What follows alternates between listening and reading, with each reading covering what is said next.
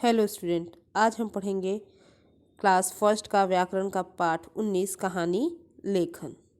तो कहानी लेखन, स्टोरी राइटिंग। कहानी लेखन एक कला है, यानी कहानी लिखना भी एक कला है। और जब हम कहानी लिखते हैं तो हर एक कहानी की एक विशेषता होती है कि उसमें पात्रों और घटनाओं का समुचित संयोग होना चाहिए। यानी कहानी में जो पात्र हैं और जो घटनाएं उल्लेखित हैं उनके बीच समुचित संयोग होना चाहिए। और कहानी लेखन हम अभ्यास से भी सीख सकते हैं।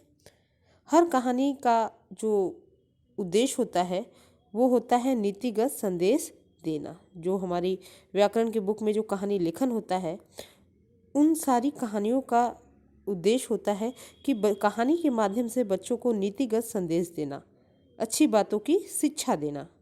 तो इस तरह से कहानी लेखन का यूज़ है व्याकरण में। यहाँ पहली कहानी दी है प्यासा कौवा। प्यासा कौवा, ये कहानी आपने कई बार पढ़ी होगी। तो चलिए शुरू करते हैं इसको पढ़ना। एक कौवा बहुत प्यासा था। एक कौवा था, वो बहुत प्यासा था। वह पानी की तलाश में इधर उधर भटक रहा था। जो कौवा था वो पानी की तलाश में इधर उधर भटक रहा था, परंतु उसे कहीं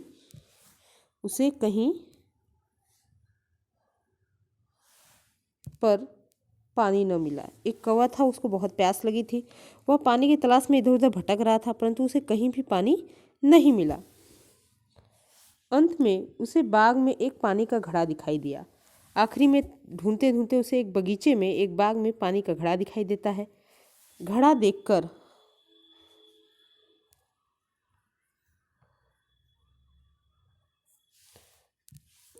देखकर कौवा बहुत खुश हुआ। जब कौवे को पानी का घड़ा बगीचे में दिखाई देता है तो वह घड़ा देखकर बहुत खुश होता है। कौवे ने पानी पीने के लिए घड़े में चोट डाली। कौवा पानी पीने के लिए घड़े में चोंच डालता है, परंतु चोंच पानी तक नहीं पहुंच पाई। पर पानी बहुत नीचे था घड़े के अंदर, तो वो चोंच डाल रहा था तो उसका चोंच पानी तक नहीं पहुंच पा रहा था। वह बहुत दुखी हुआ। जो कौवा था वो बहुत दुखी हुआ। वह कुछ उपाय सोचने लगा। अब उसे प्यास लगी थी, उसे अपनी प्यास बुझानी थी। उसके सामने पानी भी था। बस समस्या ये थी कि कौवे की चोंच पानी तक नहीं पहुंच पा रही थी। और इस समस्या का उपाय वो सोचने लगता है कि किस तरह से वो अपने पानी को अपने चोंच तक पहुंचाए। देखिए, यहाँ चित्र के माध्यम से भी कहानी बताया गया है। तभी उसने पास में पड़े कंकड़ देखे। तभी वो आसपास देखता है, उसे कंकड़ दिखाई देते हैं। उसने एक एक करके कंकड़ उठाकर घड़े में डालना शुरू कर दिया। उसने कौवे ने देखा कि आसपास कंकड़ पड़े हैं, तो क्या करता है, एक एक कंकड़ उठाता है और उस घड़े में डालना शुरू कर देता है। कंकड़ डालने से पानी धीरे धीरे ऊपर आ गया। जब घड़े के अंदर कंकड़ गया तो कंकड़ डालने से पानी का स्तर ऊपर आ गया। कौवे ने जी भर कर पानी पिया और काँव काँव करके उड़ गया। उसके बाद जब पानी ऊपर आ जाता है तो कौवा जी भर कर पानी पीता है और काँव काँव करते हुए उड़ जाता है। तो इस कहानी से हमें ये शिक्षा मिलती है कि कठिन समय में बुद्धि से काम लेना चाहिए। किसी भी कठिन समय में हमें अपनी बुद्धि का उपयोग करना चाहिए और उस कठिन समय में जो समस्या होती है उसका समाधान करना चाहिए। तो ये है हमारी इस स्टोरी का मोरल या शिक्षा।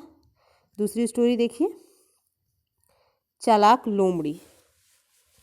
दूसरी स्टोरी है चालाक लोमड़ी, ये कहानी है। चलिए अब इसको पढ़ते हैं।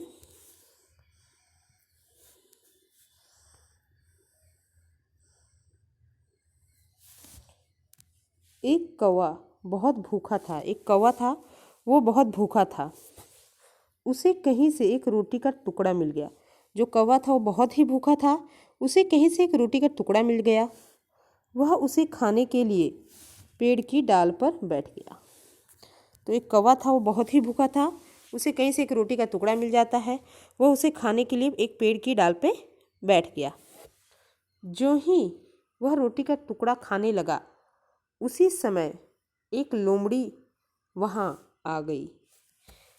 कौवा डाली पे बैठ के जैसे ही रोटी का टुकड़ा खाने लगा, उसी समय एक लोमड़ी वहाँ आ जाती है। उसने कौवे के मुंह में रोटी का टुकड़ा दिखा। वो जो लोमड़ी है वहाँ आ जाती है, वो देखती है कि कौवे के मुंह में रोटी का टुकड़ा है। उसके मुंह में पानी आ गया। जो लोमड़ी है उसके मुंह में पानी आ जाता है। वो चाहती है कि उस रोटी को कैसे वो खा ले। उसने वह टुकड़ा हथियाने की तरकीब सोची। अब वह सोचती है कि कैसे वह रोटी का जो टुकड़ा है उसे हथिया लिया जाए, यानी अपने पास ले लिया जाए। क्या तरकीब लगाए कि कौवे के पास जो रोटी का टुकड़ा उसके मुंह में है वो उसके पास आ जाए। यहाँ देखिए चित्र में कि ये देखिए कौवे के मुंह में रोटी का टुकड़ा है, ये लोमड़ी देख रही है।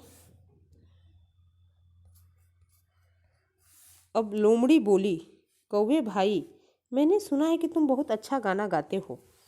अब लोमड़ी ने तरकीब लगानी सोची और उसने तरकीब लगा भी ली। लोमड़ी बोलती है कौवे से कि कौवे भाई, मैंने सुना है कि तुम बहुत ही अच्छा गाना गाते हो और तुम्हारा कंठ भी बहुत सुरीला है। कंठ यानी गला, कंठ यानी गला, सुरीला यानी सुर वाला। तो वो कौवे की झूठी प्रशंसा करना शुरू करती है। वो बोलती है कि कौवे भाई, मैंने सुना है कि तुम बहुत अच्छा गाना गाते हो और जो तुम्हारा गला है, जो तुम्हारा कंठ है, वो भी बहुत सुर वाला है, सुरीला है। मुझे भी अपना गाना सुना दो। अब तुम मुझे भी अपना गाना अभी अभी सुना दो। कौवा अपनी झूठी प्रशंसा से बहुत खुश हो गया। जो कौवा है, जब लोमड़ी उसे कहती है कि तुम बहुत अच्छा गाना गाते हो और तुम्हारा कंठ भी बहुत सुरीला है, अपनी प्रशंसा सुनकर जो कौवा है वो बहुत ही खुश हो जाता है। उसने जैसे ही गाना गाने के लिए मुंह खोला, उसका रोटी का टुकड़ा नीचे गिर गया। जैसे ही खुश होने के बाद कौवा सोचता है कि क्यों ना मैं लोमड़ी को गाना सुना ही दूँ। और जैसे ही उसने गाने के लिए अपना मुंह खोला, जो उसके मुंह में रोटी का टुकड़ा दबा हुआ था वो नीचे गिर जाता है। चोंच खुलने की वजह से रोटी का टुकड़ा नीचे गिर जाता है। लोमड़ी ने उसे उठाया और खा गई। और नीचे गिरता है लोमड़ी के पास, क्योंकि नीचे लोमड़ी खड़ी रहती है। और जैसे ही लोमड़ी के पास गिरता है, वह उसे उठाती है और खा जाती है। कौवा देखता ही रह गया। और कौवा जो है वो चुपचाप देखता ही रह गया। इस चित्र में देखिए कैसे लोमड़ी टुकड़ा खा रही है और कौवा चुपचाप देखता ही रह गया। यानी लोमड़ी ने चालाकी से कौवे की रोटी का टुकड़ा छीन लिया और अपनी भूख मिटा ली। और इस जो कहानी है उससे हमें ये शिक्षा मिलती है कि झूठी प्रशंसा में नहीं आना चाहिए। और कोई हमारी झूठी प्रशंसा करता है तो हमें उसकी झूठी प्रशंसा में नहीं आना चाहिए। उसके बाद देखिए तीसरी कहानी है खरगोश और कछुए वाली, जो आपने कई बार सुनी है, खरगोश और कछुए वाली। शुरू करते हैं खरगोश और कछुआ और खरगोश की कहानी। किसी जंगल में एक कछुआ और एक खरगोश रहते थे। एक जंगल था, उसमें एक कछुआ और एक खरगोश रहते थे। वे दोनों मित्र थे। वे दोनों बहुत अच्छे दोस्त थे, मित्र थे। खरगोश को अपनी चाल पे बहुत घमंड था। जो खरगोश था उसे अपनी चाल पे बहुत ही घमंड था, बहुत ही अभिमान था कि मैं बहुत तेज़ चलता हूँ या मैं बहुत तेज़ भाग सकता हूँ। वह कछुए को हमेशा यह कहकर अपमान करता था कि तुम तो बहुत ही धीरे चलते हो। तो खरगोश को अपने चाल पे बहुत अभिमान था, बहुत घमंड था। वो कछुए को हमेशा यह कहता था कि तुम तो बहुत ही धीरे चलते हो। कौवे ने भी गुस्से में आकर कह दिया कि तुम मेरे साथ दौड़ लगा लो, देखते हैं कौन जीतता है। बार बार वो जो खरगोश है वो कछुओं का अपमान करता था, यह कहकर कि तुम तो बहुत धीरे चलते हो। एक बार कछुओं को गुस्सा आ जाता है, वो भी उससे कह देता है खरगोश से कि तुम मेरे साथ दौड़ लगा लो, देखते हैं कौन जीतता है, तुम जीतते हो या मैं जीतता हूँ। अब दोनों में शर्त लग जाती है दौड़ लगाने की और दोनों दौड़ लगाना शुरू कर देते हैं। दोनों ने सवेरे दौड़ प्रारंभ की। अब दोनों सवेरे दौड़ प्रारंभ करते हैं, शुरू करते हैं। खरगोश तेज़ दौड़ा, खरगोश तेज़ दौड़ता है, कछुआ धीरे धीरे चलता रहा। जो कछुआ है वो धीरे धीरे चलता रहा। खरगोश तेज़ दौड़ते हुए आगे बढ़ जाता है और कछुआ जो है वो धीरे धीरे चलता रहता है। खरगोश ने सोचा कि कछुआ बहुत पीछे है, क्यों ना मैं कुछ देर आराम कर लूँ। खरगोश जो है जब देखता है कि मैं बहुत तेज़ दौड़ रहा हूँ, मैं बहुत आगे आ गया हूँ और कछुआ अभी बहुत पीछे धीरे धीरे चल रहा है, तो खरगोश सोचता है कि कछुआ जो है वो बहुत ही पीछे है, क्यों ना मैं थोड़ी देर आराम कर लूँ। मैं थक गया हूँ, दौड़ते हुए आया हूँ, थक गया हूँ, मैं थोड़ी देर आराम कर लेता हूँ। आराम करने के लिए वह एक पेड़ के नीचे बैठ गया। उसे गहरी नींद आ गई। तो आराम करने के लिए वो एक पेड़ के नीचे बैठ जाता है और बैठे बैठे ही उसे गहरी नींद आ जाती है।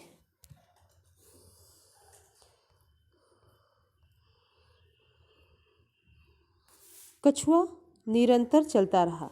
उधर खरगोश आराम करने के लिए बैठता है और उसे गहरी नींद आ जाती है, और कछुआ जो रहता है वो निरंतर ही चलता रहता है, यानी लगातार धीरे धीरे ही चलता रहता है और नदी के तट पर पहुंच गया। दोनों में शर्त लगी थी कि कौन नदी के तट के पास पहुंचेगा। तो कछुआ जो है वो धीरे धीरे चलता हुआ ही नदी के तट पर पहुंच गया। अब खरगोश की नींद टूटी। वह तुरंत दौड़ा। तभी खरगोश की नींद टूटती है कि अरे मैं तो सो गया हूँ, मुझे दौड़ना चाहिए। कछुआ भी लगता है बहुत पीछे है, मैं जल्दी जल्दी आगे भागते हुए नदी के तट के पास पहुँच जाऊँ। तो उसकी नींद खुलती है और वो तुरंत दौड़ने लगता है। लेकिन वहाँ तो कछुआ पहले से ही नदी के तट पर पहुँच चुका था। लेकिन जब वो खरगोश पहुँचता है नदी के तट पे, तो वो देखता है कि कछुआ वहाँ पहले से ही पहुँच चुका है। उसे अपनी चाल के घमंड के कारण हार का सामना करना पड़ा।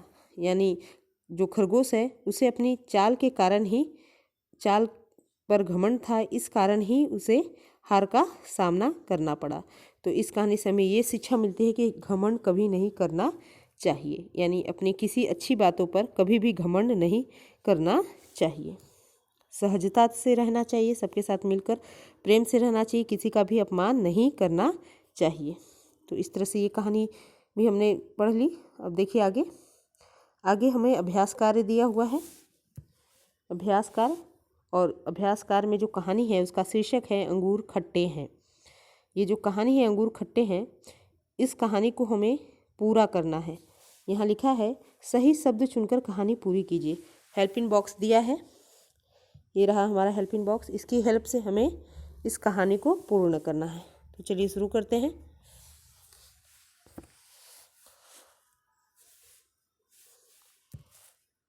वन बाय वन हम थोड़ा जूम कर लेते हैं। एक दिन लोमड़ी को कुछ भी खाली जगह को नहीं मिला। तो खाली जगह पे हम लिखेंगे ये खाने, खाने शब्द को हम यहाँ लिखेंगे। तो एक दिन लोमड़ी को कुछ भी खाने को नहीं मिला। पहला भर दिया हमने।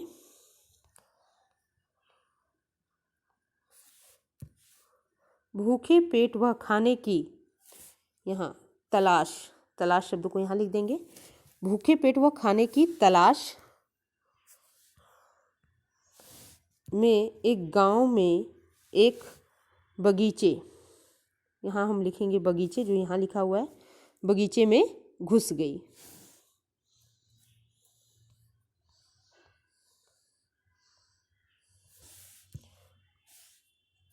बगीचे में एक बेल पर अंगूर के गुच्छे, गुच्छे शब्द यहाँ लिखेंगे। बगीचे में एक बेल पर अंगूर के गुच्छे लगे हुए थे। कुछ अंगूर पककर खाली जगह पड़ गए थे। जो खाली जगह है वहाँ लिखेंगे पीले, पीले शब्द, पीले जो शब्द है उसको यहाँ लिख देंगे। कुछ अंगूर पककर पीले पड़ गए थे। कुछ अंगूर कच्चे और हरे थे। अंगूरों को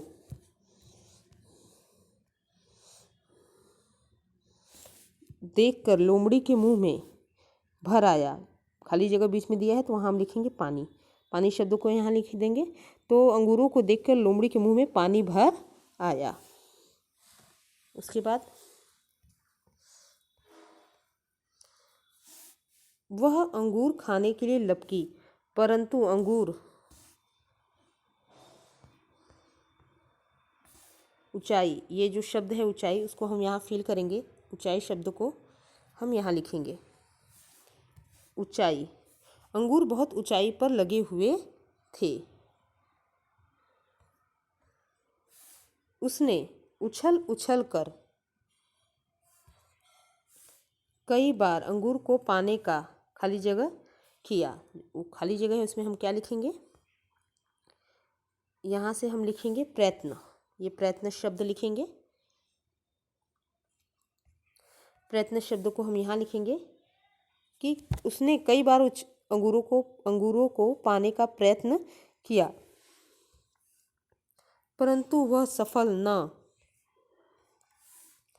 हो सकी। अंत में लोमड़ी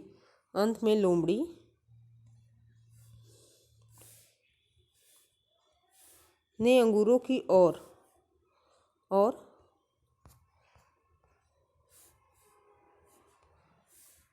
निराश ये शब्द हम लिखेंगे यहाँ। निराश होकर देखा और कहा, अंगूर खट्टे हैं, मुझे ये अंगूर नहीं खाने चाहिए। तो इस तरह से हमने कहानी पूर्ण कर लिया है। एक बार फिर पढ़ लेते हैं कहानी क्या है। तो एक लोमड़ी रहती है, उसे एक दिन कुछ भी खाने को नहीं मिला रहता है। भूखे पेट वह खाने की तलाश में एक गांव के बगीचे में घुस जाती है। बगीचे में एक बेल रहती है, एक लता रहती है, उस पर अंगूर के गुच्छे लगे रहते हैं। कुछ अंगूर पककर पीले पड़ जाते हैं। उस गुच्छे में कुछ अंगूर जो रहते हैं वो पककर पीले पड़ गए थे। कुछ अंगूर हरे और कच्चे थे, कुछ अंगूर जो कच्चे थे और हरे थे। अंगूरों को देखकर लोमड़ी के मुंह में पानी भर आया। जब अंगूरों को लोमड़ी देखती है, वो भूखी रहती है, तो उसके मुंह में पानी भर आता है। ये वाली लाइन पढ़ रहे हैं। वह अंगूर खाने को लपकी, परंतु अंगूर ऊंचाई पे लगे हुए थे। उसने उछल उछल कर कई बार अंगूरों को पाने का प्रयत्न किया। उसके मुंह में पानी आ जाता है। वह अंगूर खाने के लिए लपकती है, परंतु जो अंगूर रहते हैं वो बहुत ही ऊंचाई पे लगे हुए हैं, जैसे इस चित्र में दिखाया गया है। देखिए कि यहाँ लोमड़ी प्रयास कर रही है और यहाँ अंगूर ऊंचाई पे, गुच्छे जो है उसका ऊंचाई पे लगा हुआ है। वो बार बार प्रयास कर रही है कि लपक कर अंगूर के गुच्छों तक पहुँच जाओ, लेकिन वो प्रयत्न करती है, लेकिन वो पहुँच नहीं पाती है, परंतु वह सफल न हो सकी। वो बार बार प्रयत्न करती है, लेकिन फिर भी वो सफल नहीं हो सकी। अंत में लोमड़ी ने अंगूरों की ओर निराश होकर देखा और कहा कि अंगूर खट्टे हैं, मुझे ये अंगूर नहीं खाने चाहिए। जब वो प्रयत्न करके थक जाती है, तब वो अपने मन को ढाढ़स देती है कि ये जो अंगूर है वो बहुत ही खट्टे हैं और ऐसे अंगूर मुझे बिल्कुल भी खाने नहीं चाहिए। तो ये जो कहानी है, इस कहानी से हमें ये शिक्षा मिलती है कि किसी कार्य में सफल न होने पर अपने मन को शांत रखना चाहिए। किसी भी कार्य में सफल न होने पर अपने मन को शांत रखना चाहिए। ये कहानी का ये मोरल एक ये है। और दूसरा मोरल ये है कि हमें अपनी असफलता का श्रेय किसी और पे नहीं देना चाहिए। जैसे लोमड़ी ने प्रयत्न किया बार बार अंगूर को पाने का, लेकिन वो प्रयत्न उसका विफल रहा, तो इस असफलता को छुपाने के लिए उसने अंगूर को कह दिया कि ये अंगूर खट्टे हैं और मुझे ये अंगूर नहीं खाने। यानी अपनी असफलता का श्रेय या असफलता का कारण किसी और को नहीं ठहराना चाहिए, या अपनी असफलता का कारण किसी और को भी नहीं ठहराना चाहिए। ये भी इस कहानी से हमें यही शिक्षा मिलती है। तो हमने ये कहानी भी पढ़ ली और कहानी लेखन भी देख लिया। तो आज के लिए बस इतना ही। मिलते हैं नेक्स्ट क्लास में। Thank you student.